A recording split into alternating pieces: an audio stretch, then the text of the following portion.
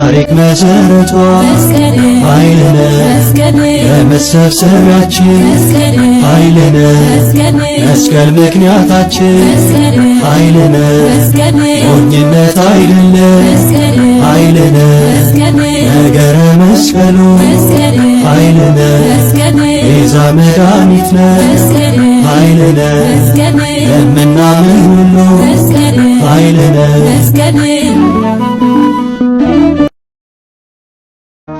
እግዚአብሔር ይመስገን እግዚአብሔር ይመስገን እግዚአብሔር ይመስገን እግዚአብሔር ይመስገን ለዚህ ያደረሰን ለዚህ ያደረሰን እግዚአብሔር ይመስገን ለዚህ ያደረሰን ለዚህ እግዚአብሔር ይመስገን እግዚአብሔር ይመስገን እግዚአብሔር ይመስገን እግዚአብሔር ይመስገን እግዚአብሔር ይመስገን ለዚህ ያደረሰን ለዚህ ያደረሰን እግዚአብሔር ይመስገን ለዚህ ያደረሰን ማማረርን ማጉረምረም ትቻለሁ አንደበቴን ቅኔ ሞልቻለሁ ቢፈራረቅ ብርሃን ጨለማ ከቶ አልወርድም ከምስጋና ማማ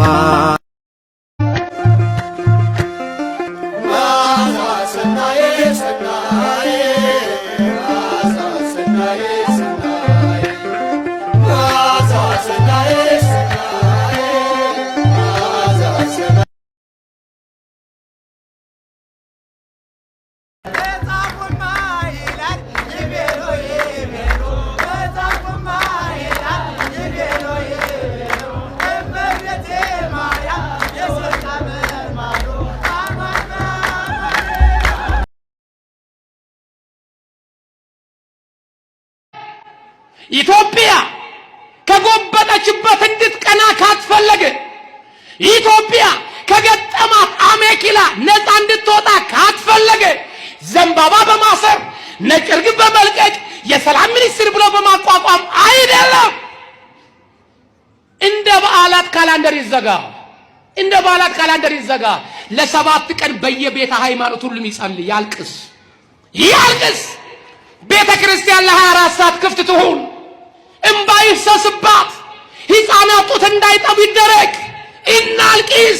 እግዚአብሔር ሆይ ማረን ማረን ማረን ብለን እንጩህበት እንጩህ። አሊያ ወገኔ ከዚህ የከፋ እልቂት ሊመጣ ነው። አሁንም እልቂት ሊመጣ ነው። እንደገና ሕፃናት ሊታረዱ ነው። እንደገና ሰው ሊቃጠል ነው። እንደገና አዝመራው ሬሳ ሊወርቅበት እኮ ነው። ማታ የሰማነው እኮ ይሄ ነው። ቆመ የነበረው ጦርነት ተጀመረ። ምን ማለት ነው? የሰውን እኮ አየነው። ሰላም አምጪዎችን አውሮፓ መጣ፣ አፍሪካ መጣ፣ ሰላም ሊያመጣ አልቻለም። የሰላሙ ባለቤት መድኃኔዓለም ነው። ባካችሁ የሰላም ንግሥቲቷን ድንግል ማርያም ትቅደም ባካችሁ። ይዘጋ ካላንደር፣ እናልቅስ።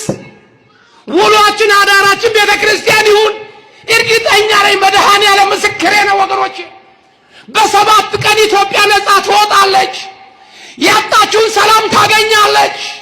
የራቃት በረከት ይመጣል። ይህ መጨካከን ከሰው ልጅ ይወገዳል ይወገዳል።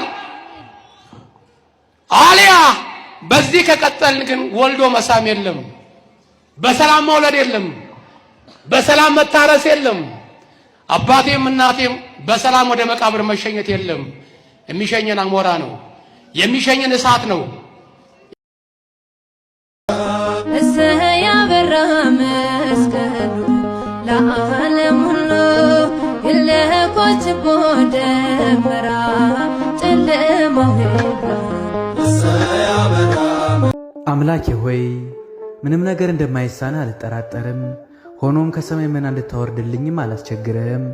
ምኞቴ ፍላጎቴና የዘወትር ጸሎቴ ሰርቶ ማግኘትን እንጂ በሰው መኖር ስላልሆነ በሕይወት ለመኖር በፈቀድህልኝ ዘመን ሁሉ መልካም ቤተሰብና ቅን ኅብረተሰብን አገልጋይ ልሆን እችል ዘንድ ከበረከቱ ሁሉ አስተዋይ አእምሮና ጽኑ ልቦናን የረጋ መንፈስንም አትንሳኝ። አሜን።